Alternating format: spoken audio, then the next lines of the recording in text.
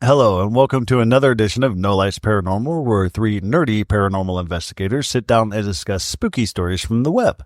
My name is Joe. I'm the lead investigator. My name is Teresa. I am your researcher. And my name is Alex. I am your Baba Yaga enthusiast and equipment setter-upper. Okay.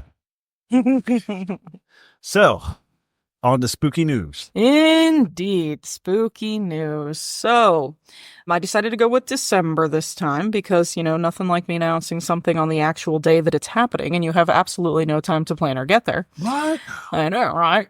So, Heresy. I know. So I'm going to start out with this great looking one here. It's a Civil War Camp Cleveland and Cleveland Ghost Stories with author Kit Whipple. Local historian and medium Kit Whipple will share fascinating tales of Cleveland's previously unknown history. Being the largest Civil War training grounds in Ohio, Camp Cleveland, located in the current day Tremont area, has a fascinating history. Join Kit Whipple to learn about the training camp, hospital, and Confederate POW camp. Cleveland is an old, wealthy city with many ghost stories, and the tales of murder involving a famous Clevelander will add to the intriguing layer of our lore. This is going on Tuesday, December 3rd, 6:30 to 7:30 p.m. at the Parma Snow Branch Library in Conference Room AB. Then, of course, we move over to historic Mansfield Reformatory, over 250,000 square feet of facility.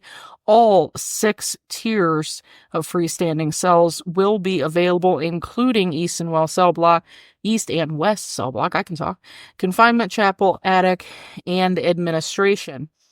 You arrive between 6 and 6:45 to complete your registration. Museum will be open during that time. Tour departs at 7:10. Water, coffee, tea, and hot chocolate will be provided. So it is technically from 7 o'clock p.m. until 3 o'clock a.m. on December 20th, 7 p.m. to 3 p.m. $104 per person. This is a public ghost hunt, so it's not just your group. This is going to be fill the rafters.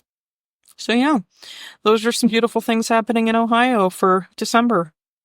Very well. All right. Woo-hoo. It works. Indeedy do. So, remember, haunted churches. Yes, sir. Haunted churches is where we're going this time. Or religious assembly places, if you will. Yeah, I mean... spiritual buildings. Yes. There you go. Yes. Yeah.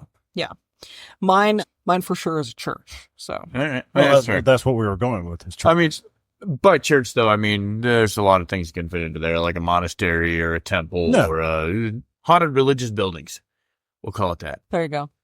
Haunted. Not that I don't think we all pick churches, but yeah. I did, in fact, pick a church. We all pick churches, I believe. Mine is more than a church, though, so it's got some interesting history to it that most people probably don't know. Well, I think first and foremost, like when we as Americans think church, we think brick building, somewhere where people go. Now, back in the old days, church was wherever your dude was talking at. Right. It could be in a field, pastor's living room, whatever. So they didn't really have a building to go to because churches just weren't a thing back in the day. Right. I don't think churches actually really became a thing. I mean, they had temples, but it wasn't really where people went to hear a sermon. So, Yeah. Sorry, just a little history of churches there, my bad. So who wants to go first? I became the historian today. Exactly. I love it. I can go first. I think I went second last time. Probably. Cool. Yeah, anyways. Have at it. So, I don't have my glasses today, so bear with me here. I am doing St. Mary's Virgin Church in Clophill, England, I believe. Yeah, it's located in the small village of Clophill between Bedford and Luton in the county of Bedfordshire and England. Yes. It was built in 1848, replaced the old church by order of the church commissioners in 1850. The old church building, formerly the Church of St. Mary the Virgin, shortened the Church of St. Mary, and known as Old St. Mary's or Old Parish Church. It is at the edge of the village and is estimated to be around 650 years old. It sits at the crest of the Greensand Ridge, offering views over the surrounding countryside. Its graveyard is a haven for wildflowers and wildlife. After the church moved to the village center, incorporating various items from the old church building, the old building was converted for use of like an old chapel. But in the 1950s, it was left to ruin. Now, a little bit of weirdness with this church. Most churches are set facing the east because that's supposedly where Christ is coming back from. So they face churches facing the east. Mm-hmm. This one, however, is faced south. Interesting. Okay. So that's a little bit of weird that a church would face the south, but even more weird as I looked into it, churches typically don't face north. Supposedly, lore and everything, bad things come out of the north. Right. However you want to take that, wherever that started, that's just a little bit of research I looked up. So the main fact it's facing south kind of rubs some people the wrong way. A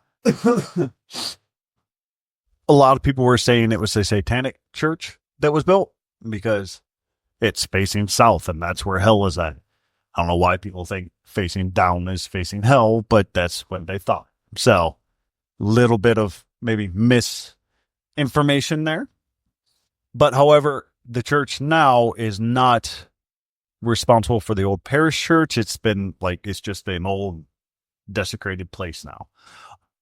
But in the 1960s, I believe it was, the church gained a little bit of fame as a lot of people were desecrating the graves. Most famously, some people found a couple kids playing with a skull, and they were just kind of treating it, I guess, as a soccer ball or a football if you're from over there. And when they questioned the kids, they said they got it from the old church. And then when they went to check out the old church, they found a breastbone, 2 femurs, and I think an arm bone faced in the exact way that you would for like a black mass ritual. Interesting. So a lot of people have been practicing the dark arts there. That people have been saying that they've been practicing dark arts there. As far as ghost hunting, or as far as ghosts, there's been spottings of apparitions there. Old congregates that used to go there. Screams off and on. No gates to hell. So that we're aware of. That's taken out of. No gates to hell. However, the ground was desecrated. It was actually, they dug up the corpses because they thought they were going to move the whole thing. So instead of just moving the church, they dug up the entire ground and found that there's corpses there. So yeah, they kind of desecrated the ground in a way. And people think that that's what made the ghosts come there because now they're unrest. Couldn't. There's been sightings of a black dog, shadow people, and of course Satan himself. Because if you're going to have a satanic church and he doesn't show up, what's the purpose of even building it? Yeah, there have been tales written about this church. John Gale wrote about it in a book called Old Black Magic. Mary Phillips wrote about it in a magazine. Alas, Poor Jenny was the name of the article. Cyril Dunn from The Observer wrote about it. And so it's been in a bunch of articles as people have referenced it a lot. I believe it's actually been in a couple movies. If I'm not wrong, I believe Ghost Hunters International actually did an investigation there, if I remember correctly. Yeah, I think I remember that as well. And that's where they got one of the efforts. I think Barry was the one that caught it, of an entity of some sort. If I remember correctly, because I didn't research the episode, I just remember them being there, but I didn't research the episode. But if I remember it correctly, he felt that there was an evil entity there. And he caught something of the smell of sulfur, if I remember correctly, which I know the fact checker is looking it up right now. I'm not. Oh, so yes, there's people to believe that there is satanic rituals going on there because it faces the south instead of the east. And even in Masonic organizations, they don't have anything facing the north because bad things come out of there. So there's a little bit of symbolism with that. So that's what most people think, it's haunted, stuff like that. So that was the story. Short, sweet, to the point. I dig it. Nothing really out of the woodwork. And it's weird because when I looked up the churches, like, and don't get me wrong, I know I said yesterday that I hadn't found a story yet, but I was looking at it. none of them really struck out of the churches because I specifically looked up churches. I didn't do what you said earlier of lore. Temple, monastery. I specifically just stuck with churches because that's what you said last week. But me taking things as literal, who knew? But the articles that I found, it's almost like people are afraid to talk about churches being haunted. It was actually brought up to me today. I was having a conversation this morning with my son, and he said, do you think that it's a good idea to do haunted religious organizations on the podcast? Wouldn't that, like get into something, talking about religion, basically? And I'm like, I just don't feel that way. I feel like one haunted building's just as good as another. Well, like I said, if you take it to the old ways, church is just where you're talking about stuff. Technically, if we're talking about religion right now, we're holding church. Exactly. A church is just a brick building. Where one or more gathered in my name. Yeah. It's a brick building. That's it.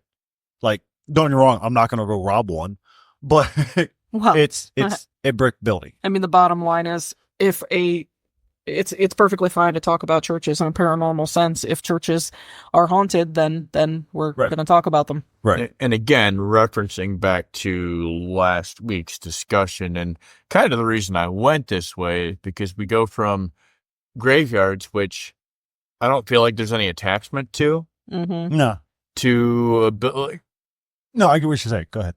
To a building where no matter how you feel about religion as a whole, there are a lot of people that hold it close and very dear.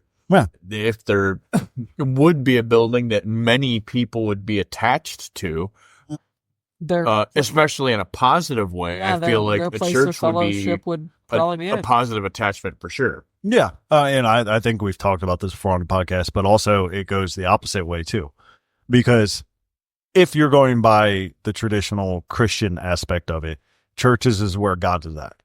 Well, if it's just a brick building, guess who else is allowed to go there? There's no saying like, oh, you can't go to this, you can't sit here. Like, there's no say, like, right. Satan can go in that church just as much as God can.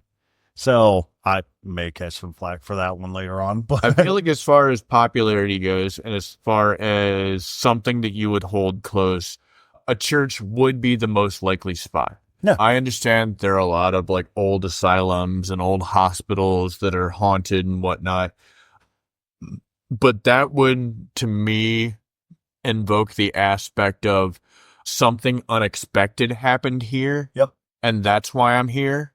And maybe I'm trapped here versus I chose to be here. Right.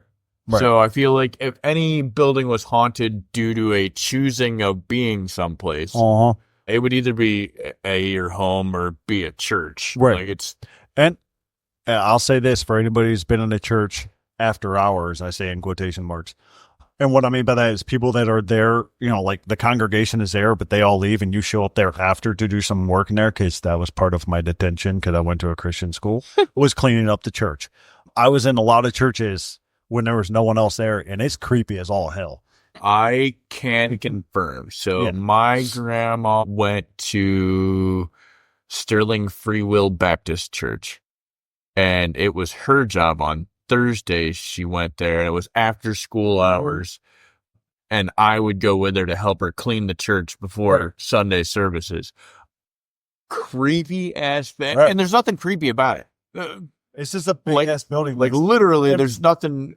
You wouldn't look at the building and be like, "Oh, that building's creepy." It's not one of these warehouses that you drive by where half the windows are broke out, and you're like, "There's something creepy about that."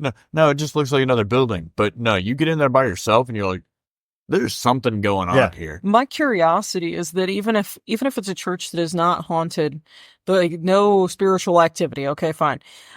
During the course of the week, and especially on Sundays, there is so many people and so much energy and so much sadness and love and hope and all of these crazy emotions that are just on such steroids, basically, that does that energy just stick? And when you walk into an empty church, you're just feeling that residual energy, and that's what's creeping you out. And it's funny to think of it that way, because I agree with that, and not in the Not in the sense that we think of residual hauntings as something that's long gone and still imprinted there, but just this would be like a short-term residual thing. Like that, Right. that energy from Sunday is just still present Wednesday. Well, Yeah. I mean, take it as this, and for you listeners at home, think of it this way: when you have like Thanksgiving or a big gathering at your house, and there's a bunch of people, like family and friends are over, and there's a bunch of people at your house, and then they leave, how eerily quiet it gets.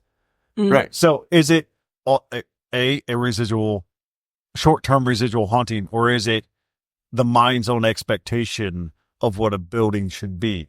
Because we all associate churches having a lot of people in it. So when there's nobody there, is our mind... I would say the latter, at least in the way that I was viewing it. Because to be fair, yeah, me personally, I was just talking about like short-term residual energy. I wasn't even really talking about haunting at that point. Yeah, I know. So like, I would definitely agree with the latter of what you were saying. You're just so used to the energy in this building, Right, that when like, there's no one when there. it's just gone, it's, feels real weird in here. Yeah. And, like, am I even supposed to be here? Oddly enough, the weirdest out I've ever got in a church was the auditorium, where everybody sits and the preacher sits on top and preaches everybody. That's the most place I got freaked out. It's always felt like somebody was watching me in there.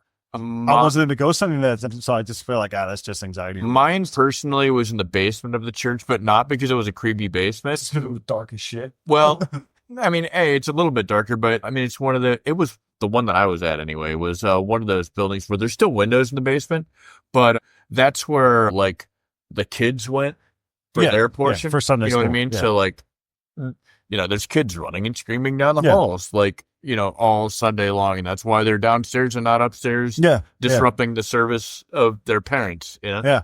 But no, going back to what I was originally saying, like, not a lot of people want to talk about haunted churches on the internet for some reason. It just seemed weird that the only ones I found were prior 1900. Right. That I think most definitely. Yeah.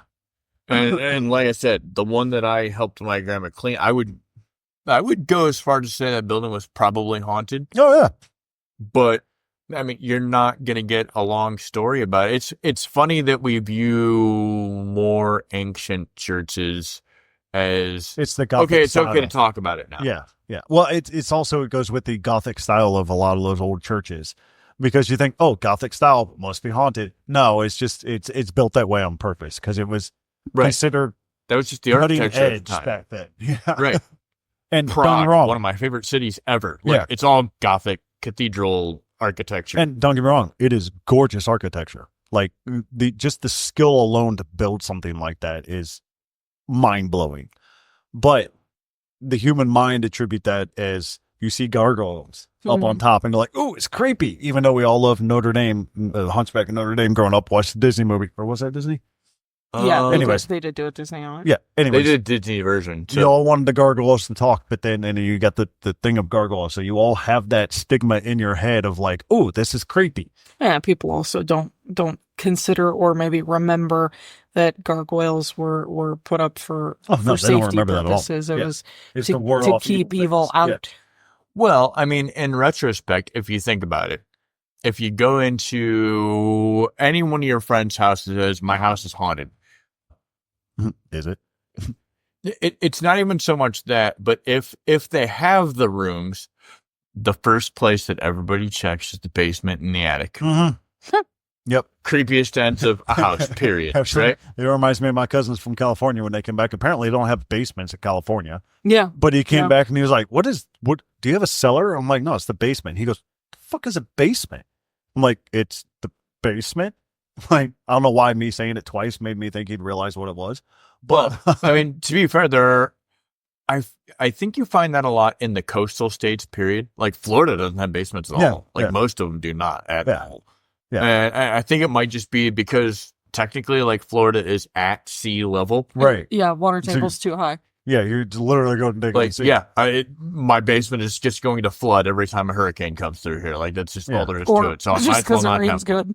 Yeah. I mean, they have crawl spaces. They just don't have basements. Right. Well, crawl spaces are necessary for heating and plumbing and all that. Right. She works in HVAC. All right. Nevertheless. But yeah, no, it really just kind of cracked me up upon doing the research, because I researched it last night and then into today. And yeah, not a lot of people want to talk about haunted churches. And it's really weird when you look at modern churches because haunting is nowhere near it. Now, I did see one that actually kind of admitted, like, yeah, this building was haunted, but we got rid of it. It's like, no, that doesn't work that way. I mean, did you go and do it on Wednesday by yourself to clean it? Because I bet you didn't feel like you got rid of it then. Yeah, right. Well, actually, you bring it up an interesting point. I've seen you cleanse something before. I've seen you both. Oh, yeah. All right. You believe in it. Mm-hmm. And you've mentioned before about the believability of things. If you wholeheartedly believe in it, it will work, right? So if they did actually cleanse it and get rid of it, if people remember that, will it bring it back? No. I don't think so. I mean, I think they're... No, but I just saw the mind fuck I just gave Alex. He's going to go with mind over matter because that's his go-to is the mind over matter. If you She's build not it, wrong. if you build it, they will come, kind of thing. Yeah. If you claim it, they will be there. Which I don't disagree with in any way. But I think that whatever entity it is that you specifically are working to cleanse out of a building or wherever you are, that one is gone. But that doesn't necessarily mean that others can't take its place. No, I get what you mean. I was just asking a question. It just seemed interesting. Like if your congregation believes it's there, but you don't. The many versus the few. I will solidify the point as this.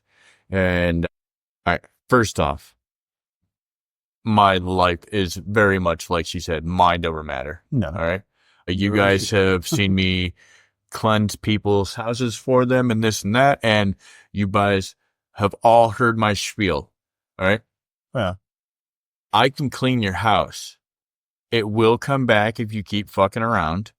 And if you don't believe it, it won't work. Mm-hmm. No. Because just as a firm belief in you can't be here is a thing. Yeah. A firm belief in they can't get rid of you is also a thing, which just invites it right back. Yeah. So that's why every time that we go somewhere, I'm like, okay, well, what do you believe? Because you have to, No, I get what you're meaning. I can't cleanse your house for you, and as soon as I leave, you're praying you to spend all night in the corner, like just looking for stuff. Yeah. All right, that's not the way it works. So you spent the night praying to it and not wondering why it's back. The irony is, in involving exactly what you were asking. When you have a building with that many people in it, I don't know that you have the ability to cleanse said building completely. And it all kind of, for me, reverts back to be fair, the believability of people. Right. All right. Right. Also, you can have people, and I know people like this, who said, yeah, I cleansed this, and more so just denied it. Yeah, it's one of those things where do you think that they actually believe that they did or not? Yeah. You know what I mean? And see, that goes back to my other, and I know we're getting off topic here. Sorry, guys, but this is how we're not. Yeah. If one person cleanses it, but 40 people believe that it's still there, does that one belief cancel out the 40, or does the 40 cancel out the one? Because then it goes who believes stronger. So... hard to tell. Yeah, I know. It's rhetorical. I love asking rhetorical questions to these guys because they answer them. My answering them just means that I'm listening to what you're saying and I'm thinking about it. Yeah. It's fun. To be fair, I gave a rhetorical answer. Hard to tell. Right. Right. But no, that was just my little story and my little thought process behind that. So next up. You know what? I'll go next. Because undoubtedly, my wife will have the most information about hers. Not that I don't have a lot of information, but a lot of it is like kind of mind-numbing information. I got you. Yeah, built this way, built this time, yada, yada. Yeah. So I have chosen the... chosen the Borgund Stave Church. Now, in retrospect, the easiest way to describe this is first you kind of have to know what a stave church is. In short, it's an architectural style of a church used in post-Viking Scandinavia. By the end of the Viking Age in the 12th to 13th century, Christian churches were built from wood all around the area. Stave churches were built with load-bearing posts, which were staves. Go figure, that's where they got their name from. And vertical wall planks, known as stave walls. Yep. Basically, if you look at one of these churches, a lot of them, like the wall planks and the siding, almost look like the tiling itself. It's just kind of a very intense shiplap type of thing, where just like everything overlaps itself. Gotcha. They are also set off the ground by stone foundations. And notably, they weren't put together with metal objects like nails. Basically, the weight of itself holds it up, is what it is. People don't typically see the elements of construction, though. What makes stave churches visually different is that they're small but tall structures with carved wood decorations that are reminiscent of the Viking Age. Stave churches came after the Viking era, but the artwork and styles were still used by the people of Scandinavia after their conversion from paganism. In the medieval era, there's said to be almost 2,000 stave churches across Europe. Many of them were torn or burnt down. Today, only 29 remain. 28, depending on who you ask. The Borgund Stave Church is said to have been built around 1180 AD, and it is one of the few dozen original stave churches that still remain standing. Of all the stave churches that are still standing, the Borgund Stave Church is the best preserved. Many of the churches were significantly altered during the years or were badly damaged and had to be reconstructed. However, the Borgund Stave Church is about 85% original. So, that being said, if you can imagine, 85% of this building dates all the way back to the mid-12th century. Okay. Which is kind of fucking impressive, you gotta think about it. The church itself is dedicated to the Apostle Andrew. It is known for its black color from the tar coating that they used. Even though you can see it in photos, it's clearly brown, but it just looks black from a distance in most lighting. Most distinguishable feature is probably the dragon heads that protrude from the sides of the gables. It is a Christian church. It was built a Christian church, but most people during that time were still holding on to the iconography of the Old Norse ways. Right. So, simply said, there's more draconic iconography around the church than there is really. It's half and half as far as Christian elements versus what seems like Norse pagan elements. It's kind of awesome, actually. It is super neat. What the just happened? Downtime. No, sorry, split.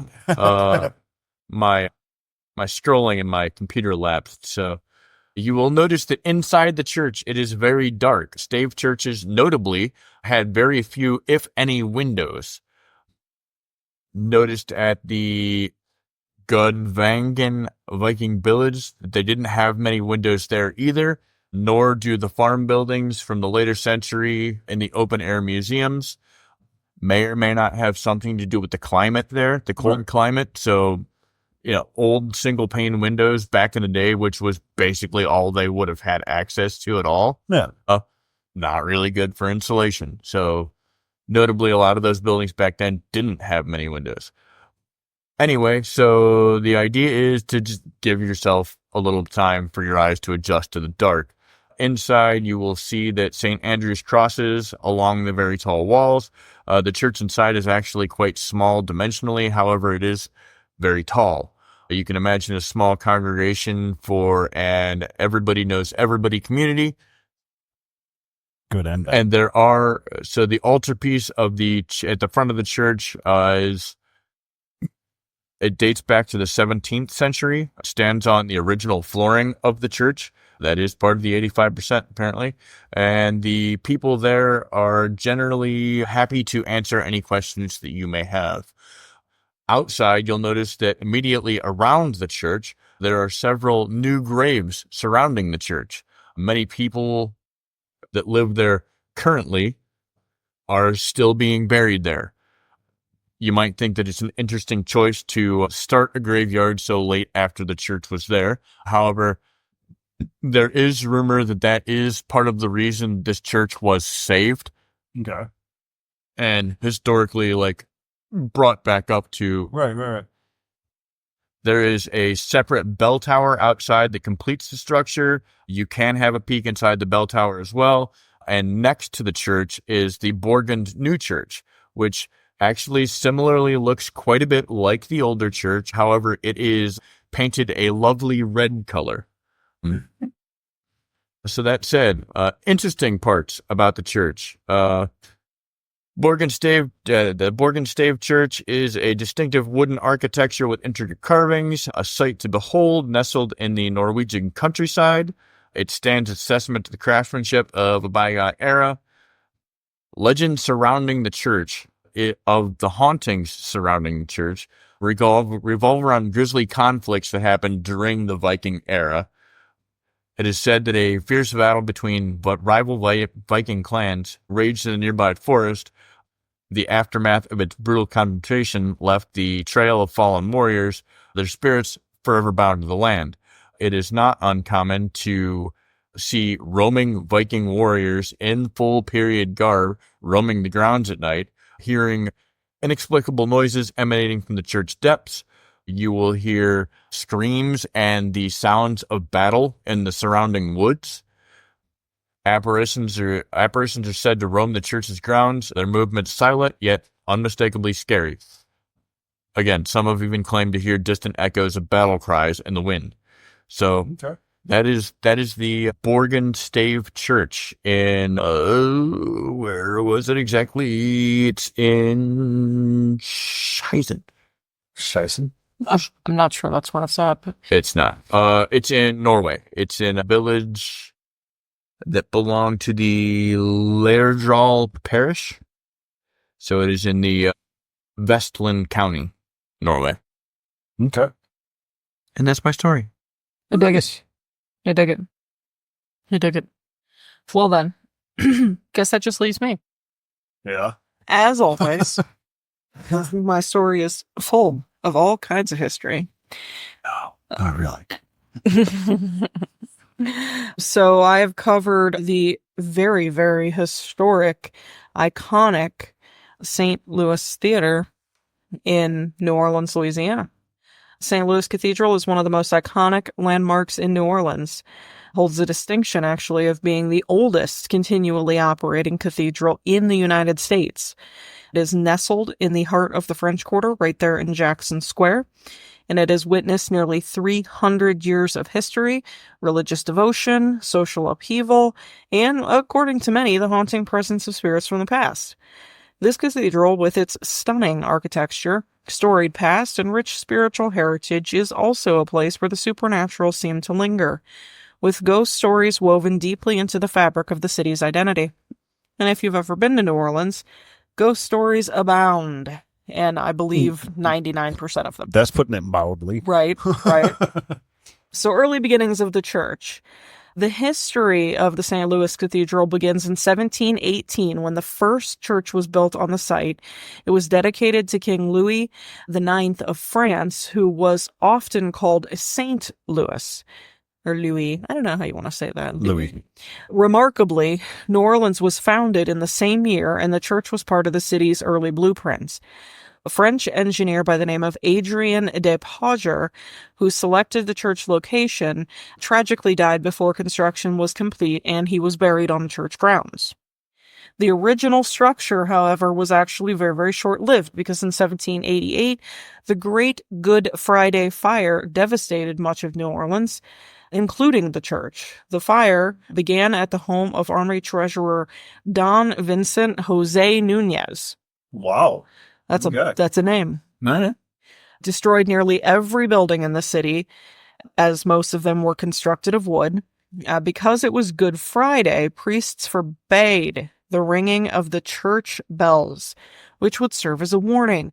Therefore, the fire spread completely unchecked. The fire department did not come, and shit went sideways. Pierre Antoine, Antoine, I love that. The church's priest at the time was blamed for not sounding the alarm, even though he had absolutely no way of knowing that a catastrophe was going to occur. Brr. After the fire, the church was rebuilt in 1793, and the Diocese of New Orleans raised it to the status of cathedral. The cathedral continued to evolve in the 19th century, expanding and rebuilding after multiple disasters, including the War of 1812, fires, multiple hurricanes. It was during these early years that the figures of Pierre Antoine and Pierre Dagobert became intertwined with the cathedral's identity. The first guy, Pierre Antoine, which was Antoine de Seta, was a Spanish friar. He arrived in New Orleans in 1774, and he served as rector of the cathedral until his death in 1829.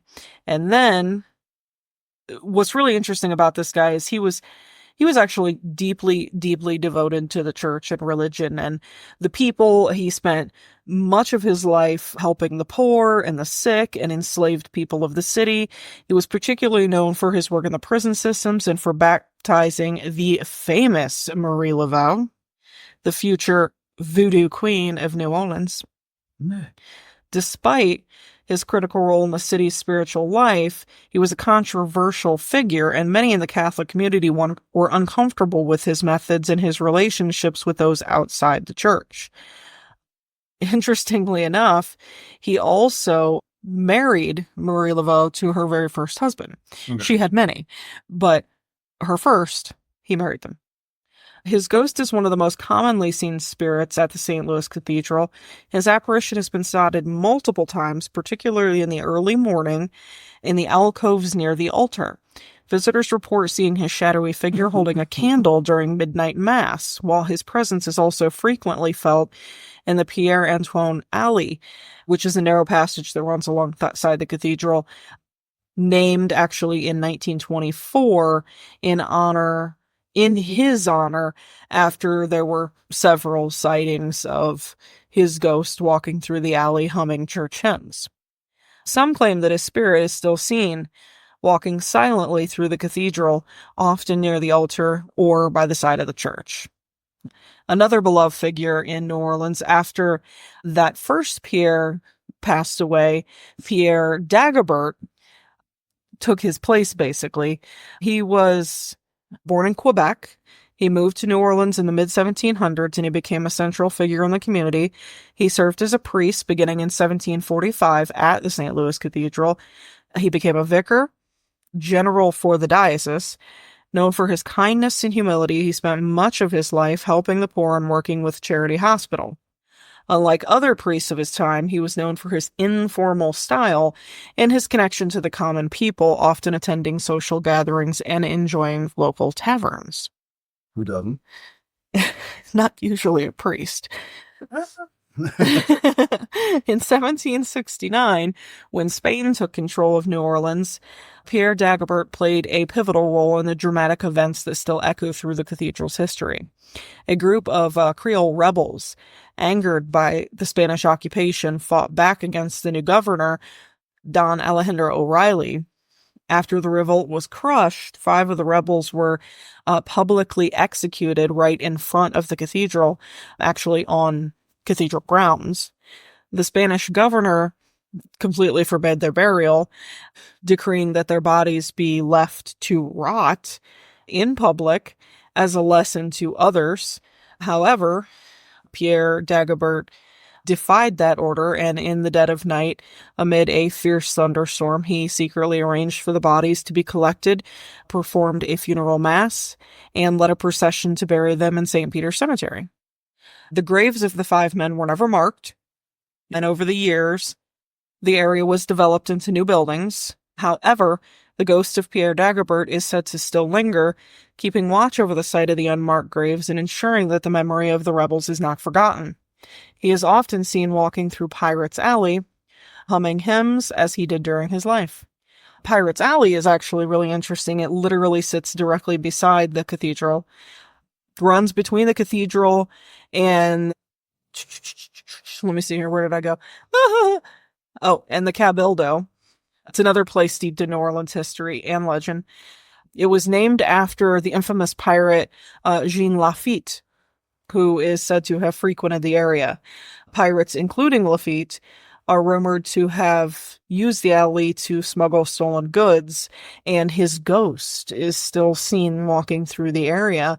Some believe that the ghost of another pirate by the name of Reginald Hicks also haunts the area. He was a pirate who fell in love with a Creole woman shortly after the War of 1812. He hurriedly married her in Pirates Alley just before he went off to war.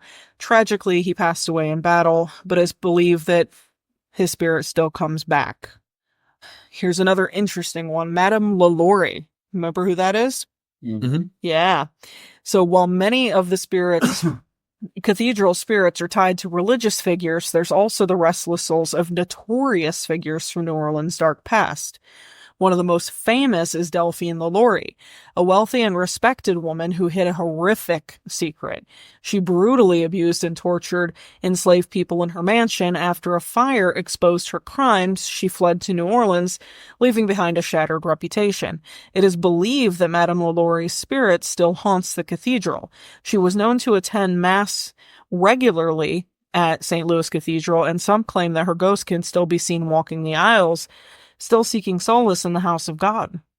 LaLaurie's tomb is located in St. Louis Cemetery No. 1, not far from the tomb of Marie Laveau, and some believe the two women's spirits are connected, as both were involved in the New Orleans complex spiritual landscape. Another notable figure is Amy Brussel, the mother of a renowned musician Louis Moreau Gottschalk. That's a big one, too. Amy was a devoted Catholic, and despite the trials in her personal life, she spent hours at the cathedral playing the organ to soothe her sorrows. After the death of her daughter and the unraveling of her marriage, she found some measure of comfort in the sacred music of the cathedral. Her spirit still lingers, drawn to the organ that once gave her solace, and the organ can be heard playing most nights. On a side note there, just to clarify, speaking of LaLaurie, that house officially closed on October 21st is when that house was purchased by its new owner. No of this year. Kidding. Yeah, it went up for sale. I think they wanted like $10 million for it. I mean, it's probably worth every penny. I mean, yeah, it's a 8-bedroom, 10-bathroom, Yeah, 10,000 literal square feet mansion. in the middle of downtown New Orleans. Yeah. That's pretty penny. But yeah, the sale closed on October 21st of 2024.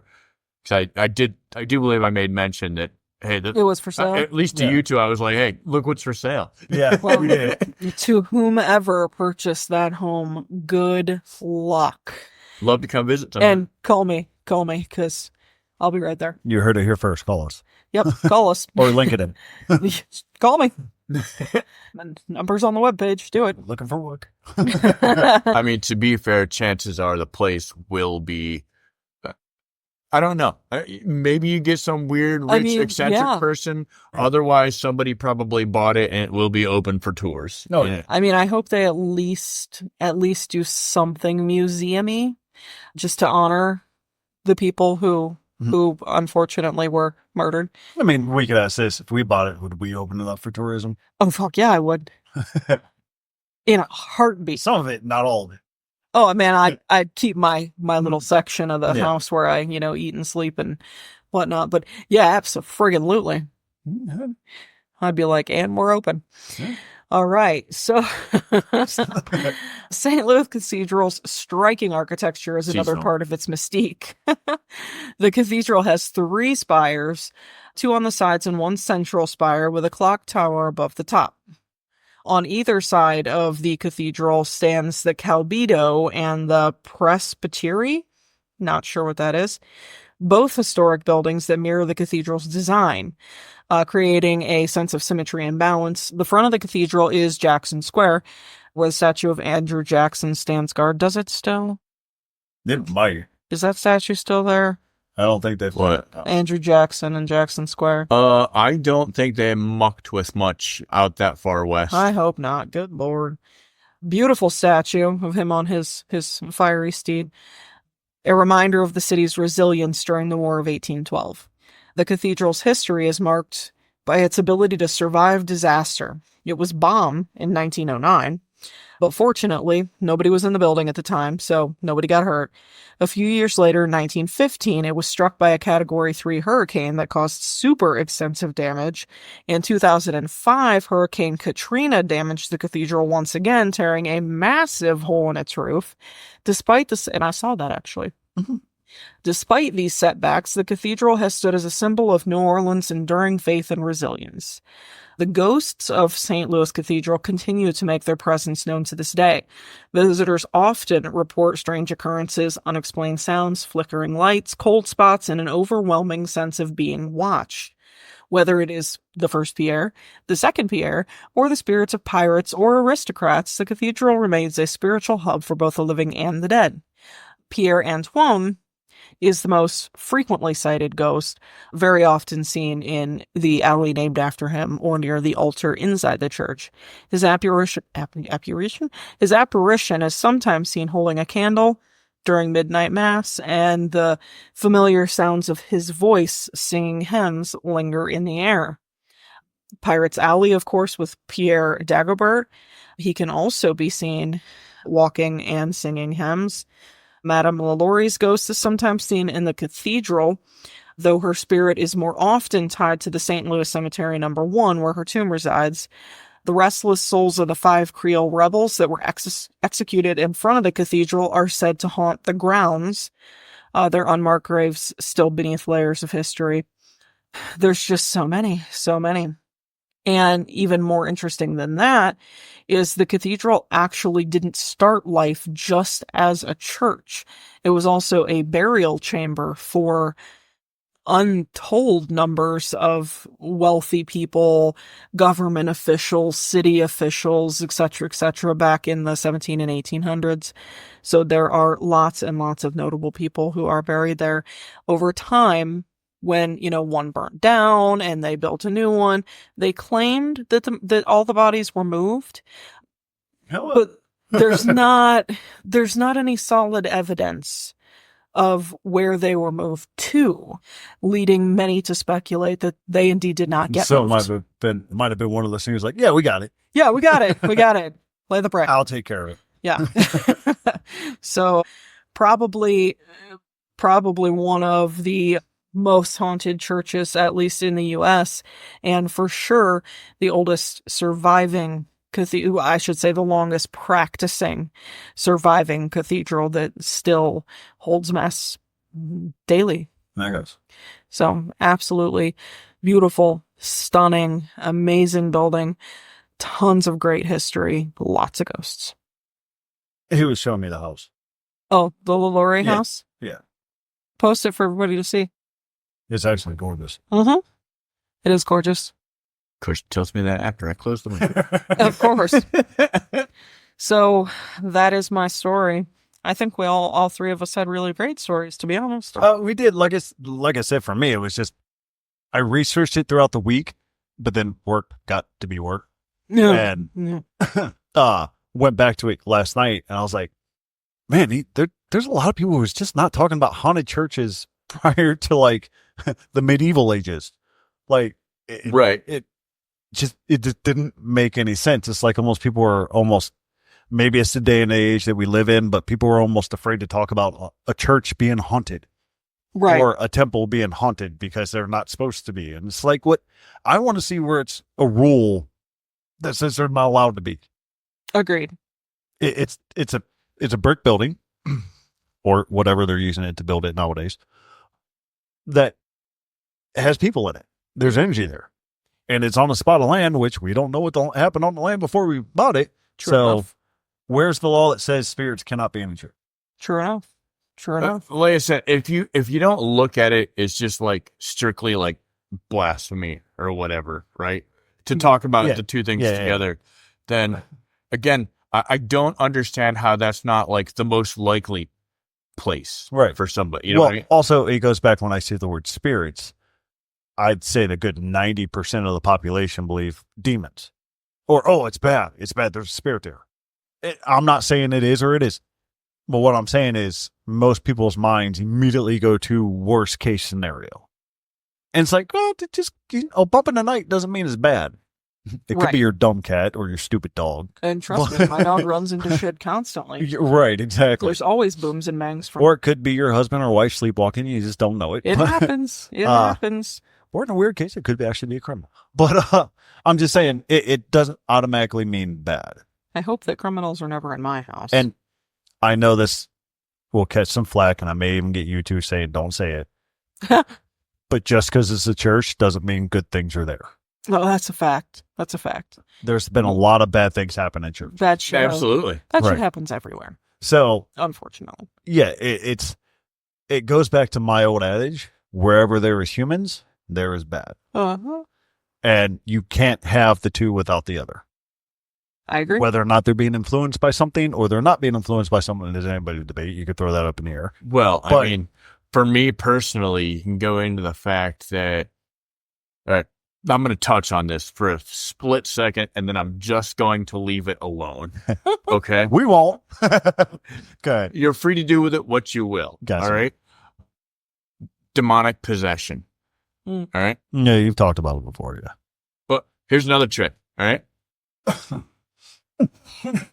I have never overwhelmingly heard of it happening to just a normal person that's not Catholic. That's almost always. Oh, no. Yeah, you're 100% right about that.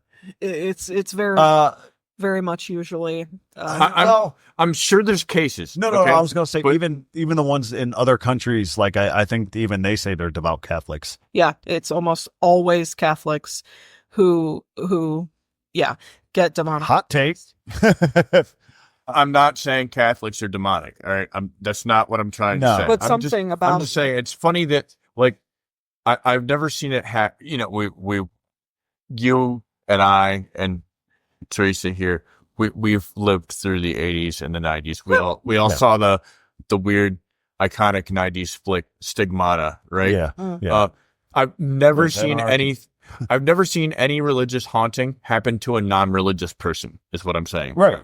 Mm-hmm. See, well, it's an interesting thing with that. Because yes, a lot of people will sit there and say, well, yeah, you're inviting it in. But Matt, if you're involved in that, much like we are involved in the paranormal, you're gonna be careful what you wish for. Mm-hmm. And I'm going to say this, please understand what I'm talking about, but if you're doing the Lord's work, you're gonna get come after. Mm-hmm. No, so there's an explanation for it. But yeah, it does typically go with Catholicism. So all right. So I just had this weird, mild epiphany happen, right? Okay. I saw that look. Mostly because I called out the Catholics.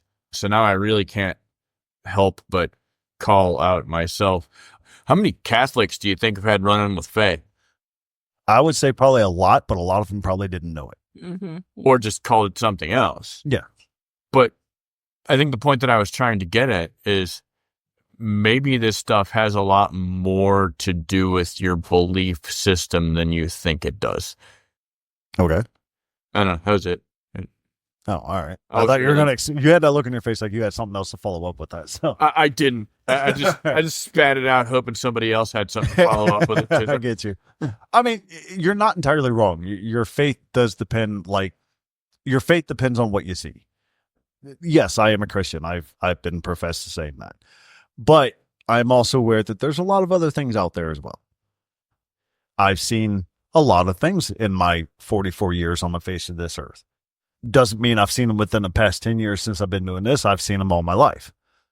I've never seen a ghost or something like that and thought, oh, that's this or that's this. It's right. I look, I call a spade a spade. So when I see a ghost, I'm like, that's a fucking ghost.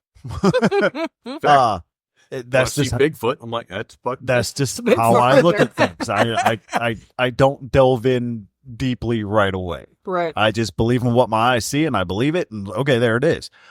When you see Moon Eye, people, you just keep that shit to yourself. Right. Exactly. That happened in D&D last night. But, and again, and you know this because you've been ghost hunting with me. When I see something, I'm still trying to figure out what I saw or not. So I'm not going to talk about it right away until my brain figures it the fuck out. That way I don't sound like a stupid, like, I saw steam. Yeah. I used to just blurt out whatever was in my head. Now I put a little bit of thought about it in my advanced years. But yes, your faith does depend on what you see. But I think your belief system determines what you believe it to be. Right. And that's fair. So you could see a ghost and be like, oh, that's a demon, even though it's Uncle George. Just Well, I mean, and I know people personally that are like that. I mean, they take, we all know people that take certain things that you find in the holy manuscripts, right? And they bend it to what they think it means. right. Or they just, to be fair, they take it as, no, this is black and white. This means this. Mhm. So, like when somewhere in the Bible it says basically not to mess with the spirit world. Yeah.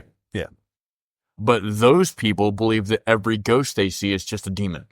It's not a ghost. They're Yes all and demons. no. Yeah. No, I'm not saying No, I everybody's get what like you're that. I'm just saying I know people like that. They Yeah. will tell you that every ghost is just a demon.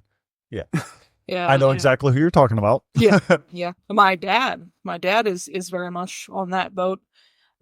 Well, so is my dad. Yeah, as in much a way. crazy shit as I have seen, as much crazy shit as he has seen, he still refuses to believe that ghosts could ever be human entities.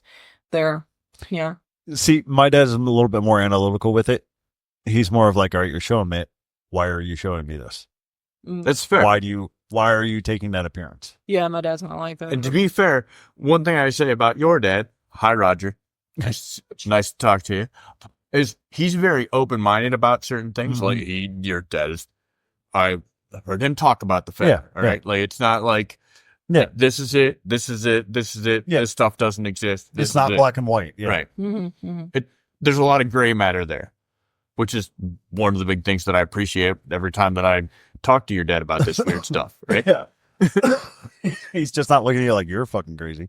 But I mean, sometimes he does, but Yeah. that's warranted. That might be what's in his head. He just doesn't say it. right. But no, it's more of if you see something. Yes, I know I said I call a spade, but there's more to it than that. It's if you see it, sometimes your brain makes up what you think it might be, and it's not that. We've been on many cases where we've told people, hey, this is someone just trying to get your freaking attention. Right. That's it. That could be all it is. I'm just trying to get your attention so you know you're fucking up. Right. Excuse my language. But other places we've been like, no, this ain't it. You need to call someone else because we ain't got the power to do this. So, yeah, it is what it is. But above all, be careful when you're dealing with that stuff. So, It's true. Yep. especially in churches, the old ones, because some of them could be falling apart.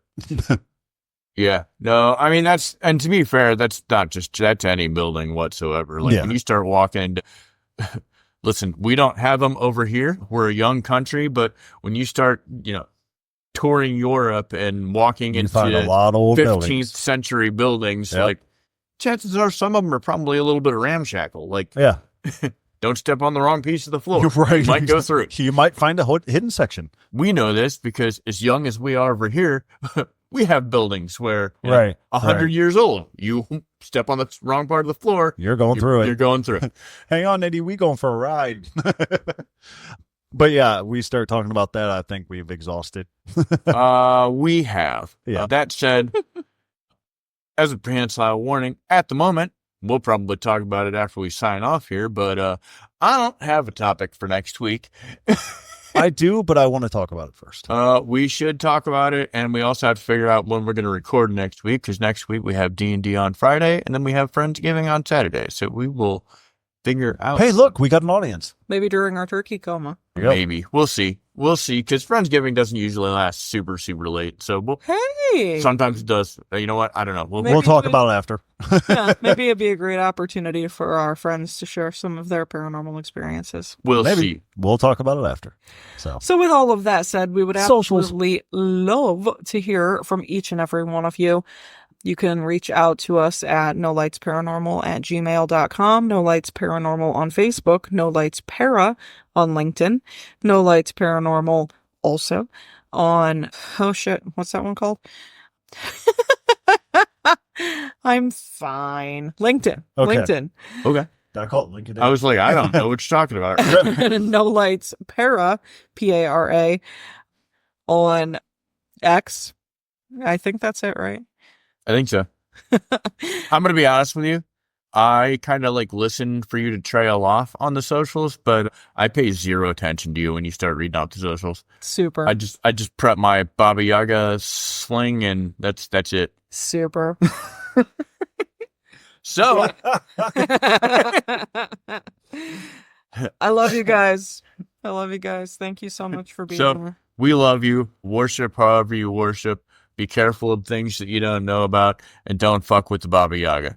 You pray at it.